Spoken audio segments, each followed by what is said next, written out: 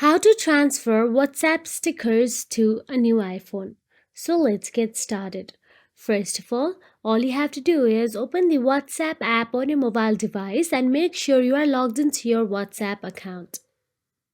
Once logged in, simply tap on the settings icon available at the bottom right corner of your screen. Then scroll down and there you can see chat option available. Simply tap on it. Inside chats, scroll down and there you'll get to see move to Android or transfer to iPhone option available there.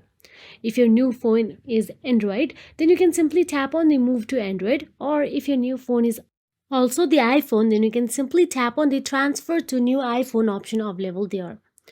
Now, all you have to do is wait for a while and it will transfer all the WhatsApp needed chats and stickers to your new iPhone or Android.